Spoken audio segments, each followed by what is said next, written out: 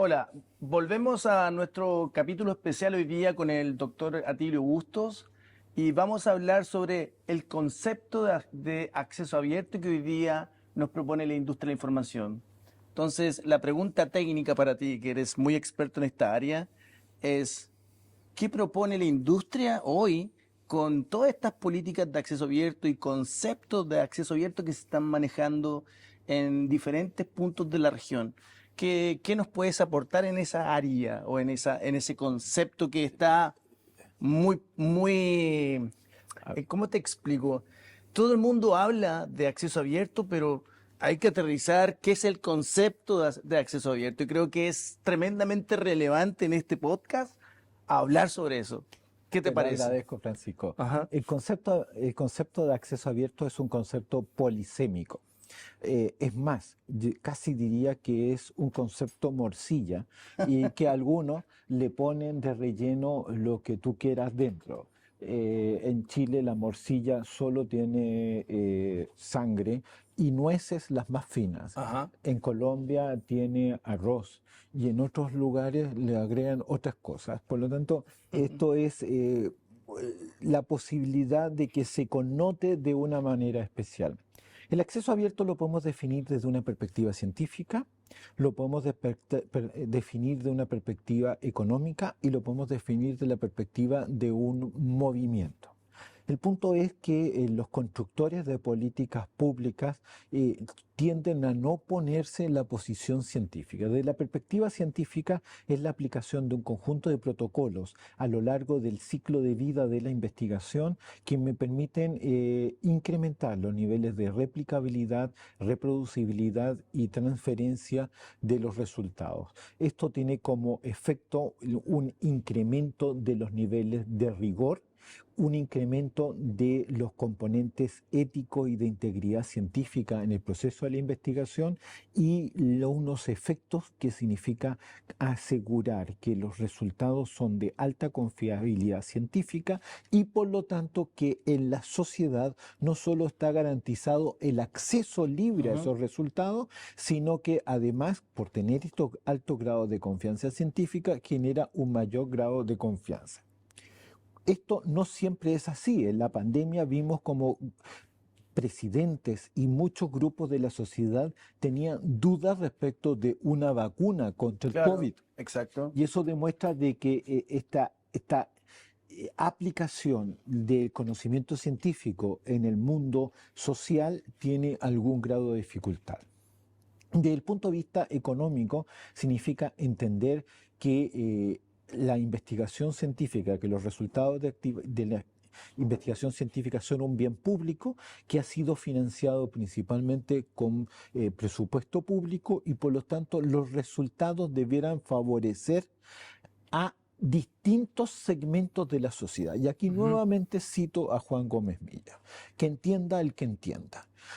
Eso significa de que yo puedo decir que la ciencia es abierta. Ajá. Muy bien, pero es abierta para científicos. El que el resto de la sociedad pueda entender los resultados científicos depende de su formación Claro que sí. previa para poder ser capaz de entender eso. Ujú. Imagínate que tú estás en una unidad de cuidados intensivos, que tu señora te desliza un iPad a la cama de unidad de cuidado intensivo, te metes a Clinical Key y te aseguras que has sido bien diagnosticado y que una vez que estás bien diagnosticado, te aseguras que te están haciendo el tratamiento correcto. Eso es apropiación social del conocimiento. Tú puedes verificar que ese médico especialista está haciendo lo correcto con tu cuerpo, aun cuando estés en capítulo, no digo mortis, pero disminuido en la unidad de cuidados intensivos. También Eso puede ser el recurso de UpToDate, que es medicina basada en evidencia. También también, puedes hacer una revisión también, sistemática también, que también. te puede dar un diagnóstico Cualquiera de estas perfectamente. herramientas de Sí. medicina basada en la evidencia tiene justamente esta utilidad. En ese sentido, que se ha entendido como un bien público, cumple en una inmensa proporción. Hay una parte del conocimiento científico que es protegido con patente y que es lo opuesto al conocimiento abierto. Por lo tanto, la ciencia abierta lleva en sí mismo esta parte de el comunicar los resultados en abierto. La tercera perspectiva, que es el movimiento de ciencia abierta, es entender esto con una visión de mundo que podríamos decir desde una perspectiva, desde una posición política determinada. Sin embargo, cuando analizamos desde la perspectiva científica, en donde la ciencia abierta es parte de la actividad investigadora y logramos demostrarle a los científicos que tiene efectos positivos, que tiene beneficios y que tiene externalidades positivas, que permite hacer ciencia de mejor calidad y más ética, evidentemente, si lo logras fijar desde esa perspectiva, vas a tener una adaptación cultural que permita adoptar estas prácticas, en donde vamos a descubrir que la ciencia siempre ha sido abierta, pero que podemos adoptar un conjunto de prácticas que pudiesen incrementar esos niveles. En otras palabras, si la ciencia abierta deja de ser ciencia, ya no es ciencia abierta, es otra cosa. Por lo tanto, el desafío de este cambio cultural primero está en que logres que los científicos sientan que esto es parte de su comunidad de prácticas. Entiendo perfectamente, pero hoy día tienes corrientes en toda Latinoamérica y apuntando hacia la ciencia abierta. Hay muchos webinars, foros y todo el mundo habla de la ciencia abierta. Ahora, me acabas de explicar muy bien lo que es la ciencia abierta. ¿Y qué opinas, por ejemplo, de las iniciativas de las universidades y de algunos centros de investigaciones en generar, por ejemplo, revistas en acceso abierto? Porque son parte de la corriente de la ciencia abierta.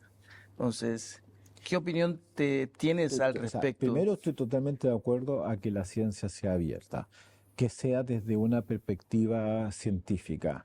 Y cuando nos toca trabajar en construir políticas públicas, no tenemos ningún problema en entender de que sea un bien público.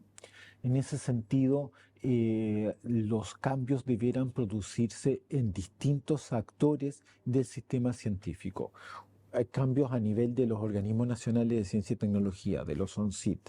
Hay cambios a nivel de las instituciones que generan nuevo conocimiento y hay un rol significativo en los editores científicos, dado que las revistas no basta que yo las transforme como sucedió por el proyecto Cielo de transformar revistas en papel en revistas electrónicas, sino que puedo generar pautas de comunicación del conocimiento muy amplias. Y pongo ejemplos. ¿Cuántas revistas que se publican hoy en América Latina tienen en los propios artículos una sección about, antes de referencia, donde determino taxonomía, o sea, la contribución de cada autor, determino conflictos de interés, identifico dataset acompañantes, y genero founding, o sea, identificación de cuál es la fuente de financiación. 4 acciones que cualquier editor pudiera implementar en 2 segundos. Claro que sí. Y serían racionales. Otro es si la revista tiene la capacidad de invitar a los autores a que cada artículo venga acompañado de su dataset y que esto sea publicado previo al proceso de evaluación, de forma tal que la evaluación de pares, los pares evaluadores, puedan conocer esos datos y avanzar en el análisis de ello para establecer niveles razonables de replicabilidad y de reproducibilidad. En ese sentido, los editores han avanzado muy poco en América Latina en esta dirección. Pero ahora tenemos editores que están en una línea muy interesante porque parte de sus colecciones hoy día pertenecen a ese mundo del acceso abierto y es impactante cómo ha crecido el impacto de las publicaciones de acceso abierto de las casas editoriales a nivel mundial. La de brutal renombre que tiene Taylor and Francis, Cambridge, Elsevier, tienen un segmento de un repositorio con revistas de acceso abierto y que hoy día están manejando un incremento dentro de las posiciones de la medición de estas revistas en publicaciones que están dentro de los Q1 y han ido incrementando, escalando en forma meteórica. Y yo diría que existe poca estudios que generen evidencia objetiva respecto Ujú. de los beneficios, por un lado, del acceso abierto y por otro lado, de la ciencia abierta. Hoy hemos analizado el efecto que tiene sobre Paraguay, Ujú. la diferencia entre publicar en revistas no acceso abierto y Claro. sí acceso abierto, en una ventana de observación de casi 10 años, en donde vemos que en los últimos años ese gap entre acceso abierto y no abierto es del orden de los 40 puntos porcentuales y en años anteriores fue un poco más grande. Cuando se hacen estudios respecto de los artículos que, siendo de acceso abierto, además tienen dataset Ujú. publicados, la diferencia de impacto son de 30 a 40 puntos porcentuales más. En términos muy moderados, podemos decir de que existe evidencia a distintos niveles de análisis de países completos o de instituciones de investigación grandes en América Latina que demuestran que al agregar acceso abierto más ciencia abierta, la diferencia de impacto a lo menos es de 60 puntos porcentuales más. Esto sería una demostración de que efectivamente, a lo menos desde el impacto científico sobre científicos, el efecto combinado de acceso abierto con ciencia abierta es muy grande. Ahora, hay que acordarse que el acceso abierto es más antiguo que la Claro que sí. ciencia abierta Sí, por y supuesto. por eso son fenómenos que vienen dando con 24 ya años, 27 años de tradición en el acceso abierto. Y la ciencia abierta, si bien ha sido un campo existente en determinadas áreas científicas, como en la física, eh, o en la oceanografía o en los datos meteorológicos, donde tenemos acceso abierto desde hace muchas Claro. décadas, en el resto de la ciencia se ha implementado como política pública de forma más reciente. Pero eso requiere de cambios estructurales. Por ejemplo, tengo un dato interesante. Siguiendo la línea del acceso abierto, hay casas editoriales de muy alto renombre que están cambiando su política. El año 2026, toda la colección de la editorial ACM pasa al modelo de acceso abierto.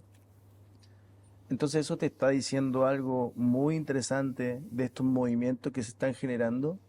Si esta casa editorial ha decidido publicar todas esas colecciones de revistas científicas que están dentro de las de mayor impacto en el área de investigación que ellos generan, que esté 100% en acceso abierto, qué es lo que está ocurriendo, por qué esa dirección está siguiendo una casa editorial que antes cobraba una suscripción por sus colecciones y hoy día toma la decisión y una política de generar una apertura total a todas sus colecciones y eso va a ocurrir en el 2026 y así otras más.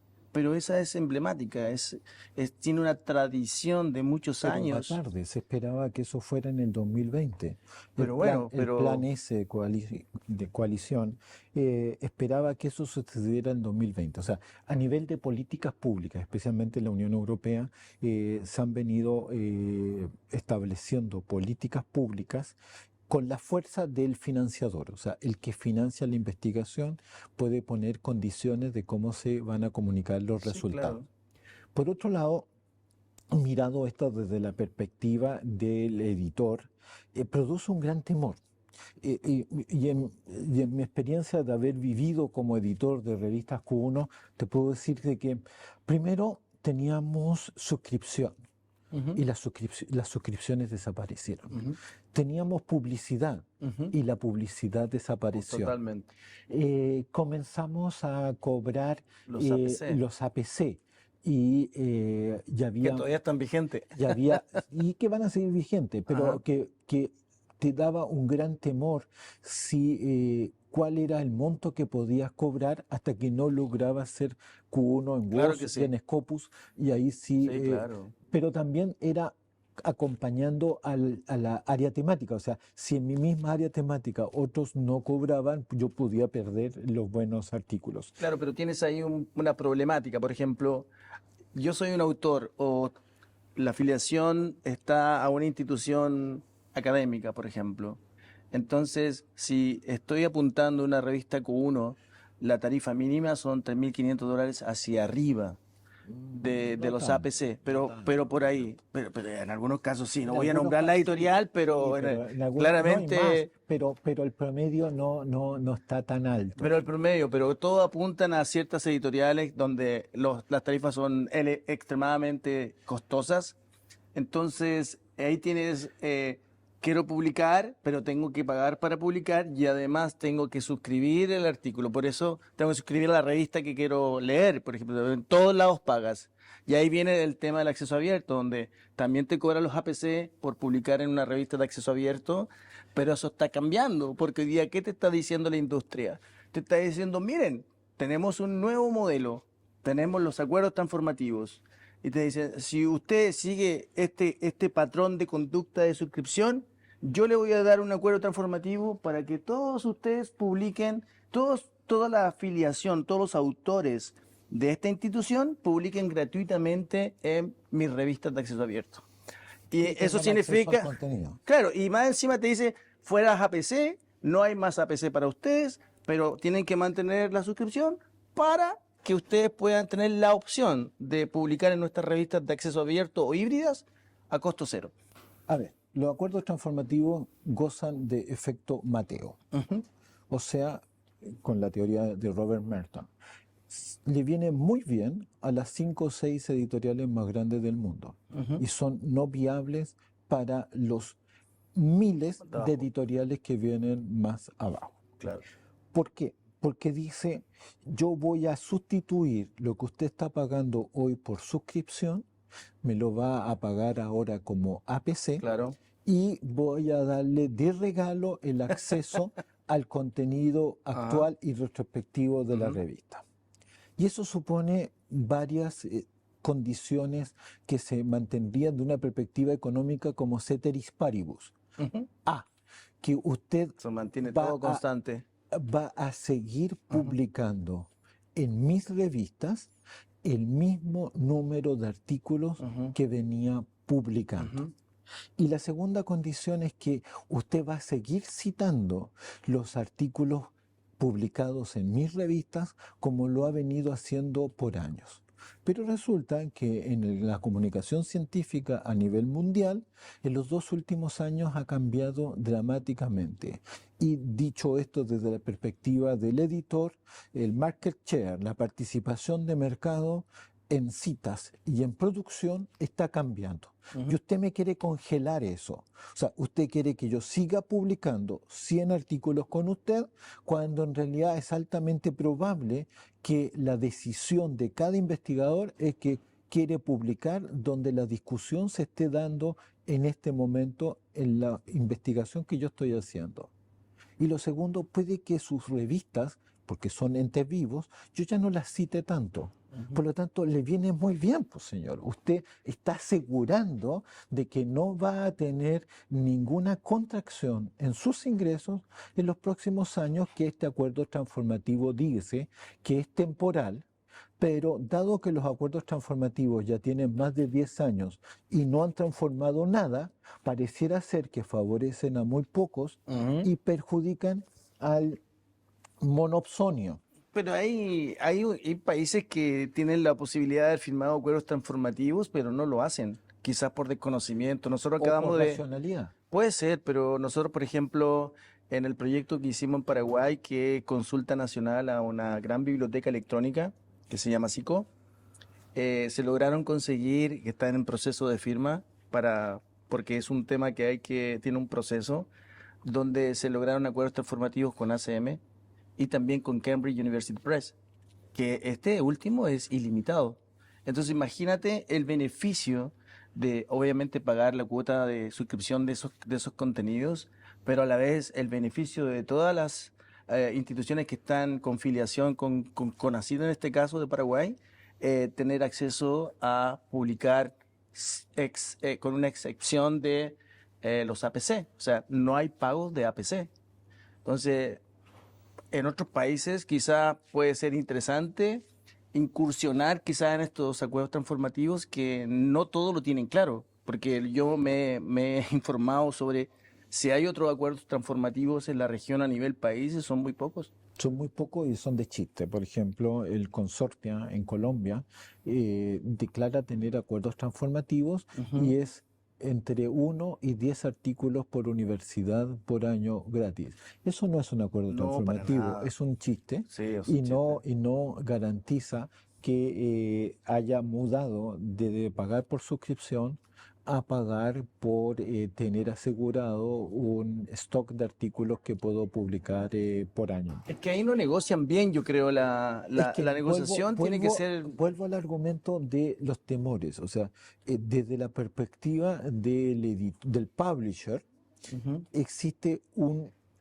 incerteza respecto de los flujos futuros y por lo tanto puedo que mi volumen de negocio se vea Mermado. mermado Sí. significativamente. Y por ello busco mecanismos de estabilización de esta transición. Estoy presionado por el plan S de que el 100% de los resultados deberá quedar en acceso abierto. Por lo tanto, desde analizada los beneficios de los actores y entendiendo que los investigadores van a elegir donde quieran publicar, eh, quedan fuera de este fenómeno aquellas editoriales que no cobren por acceder. O sea, Claro. MDPI, Frontiers, Indawi, no cobra por suscribir y por Ujú. lo tanto son mecanismos de los actores que ya estaban en el mercado para generar barreras de entrada para que otros modelos de negocio no vayan a seguir ganando participación de mercado. Claro, pero por ejemplo, hoy día te haces una búsqueda en ciertas plataformas de ciertas editoriales y impresionantemente te encuentras con un montón de contenido en abierto e híbrido. Entonces, no sé si las editoriales están transparentando estos accesos con esta dualidad. Por un lado, tengo acceso abierto a ciertas colecciones y también te cedo que de una publicación tengo un porcentaje en licencia y el otro también está abierto. Entonces tienen híbridos y accesos abiertos, pero nadie los conoce. No se hace un estudio, no se publica. ¿Qué es lo que ocurre con eso? Porque... Es complejo, primero porque los paquetes editoriales, particularmente de los paquetes muy grandes, Ujú. tienen variaciones año con año Claro. y es natural que se produzcan las variaciones. Si soy el publisher de sociedades científicas, a veces las sociedades científicas mueven de casa editorial su revista. Lo segundo es que efectivamente no logro descontar del modelo de negocio de suscripción aquella parte que efectivamente ya los autores pagaron porque fuera de Claro. acceso abierto. Abierto. O sea, una PC con un diferencial Claro. para asegurar que fuera de acceso abierto. Y yo creo que eso sí requiere una atención Sin duda. significativa. Y yo agregaría un tercer ingrediente en este Ujú. análisis. Si uno observa, existe un fenómeno muy grande de nuevas editoriales con Ujú. capitales de riesgo enormes que están comprando revistas científicas indexadas en el mundo entero Mira. y situadas en Inglaterra o situadas en otros lugares con capitales de riesgo absolutamente millonarios Ujú. en dólares o en libras. Y entonces eso significa de que no solo las pautas de publicación de los autores han cambiado, también desde la perspectiva editorial hay un movimiento creciente de editoriales emergentes Claro. que están Hay construyendo varias. revistas que son de acceso abierto, Ujú, pero pagas APC por publicar. ujú. Entonces, yo diría, es una industria con unos cambios tremendos. Algunos de esos cambios son generados por políticas públicas, otras por las pautas de conducta de los investigadores y por lo tanto los acuerdos transformativos son una alteración de un mercado que debiera tender a ser perfecto y por lo tanto los acuerdos transformativos es la introducción de una imperfección del mercado para generar asimetrías que favorecen por efecto Mateo a los más grandes. Por lo tanto, si yo soy un libre pensador Ajá. y espero que las industrias funcionen bien, no debiera fomentar que se introdujeran un tipo Claro. de acuerdo que es una alteración a la simetría de información para que los mercados tiendan a ser perfectos. Claro, pero por ejemplo, para los toma de decisiones, es relevante que realicen revisiones de lo que están hoy día adquiriendo para potenciar cualquier producción científica dentro de una institución, a sus mismos usuarios, los investigadores que utilizan todos estos recursos, estas fuentes. Tiene que haber una Pero revisión, hay tienen que que entender qué es lo que está ocurriendo en la industria y cómo está cambiando, porque sí o sí aquí hay un cambio que hay que ponerle atención. O sea, ¿cómo construyo un modelo de acceso a recursos de información? Por opinión Ujú, de grupos de interés dentro de mi institución, ujú, por estadísticas de uso, o sea, descargas, ujú. downloads, Sí.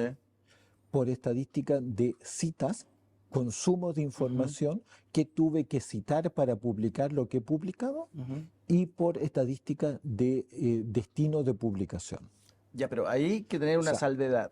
Por ejemplo, opinión, uso, consumo, producción. perfecto, pero en las estadísticas de uso tiene que haber una norma de qué tipo de métrica voy a usar para lo que tú acabas de señalar. Downloads. Entiendo, pero para eso yo tengo que usar el estándar.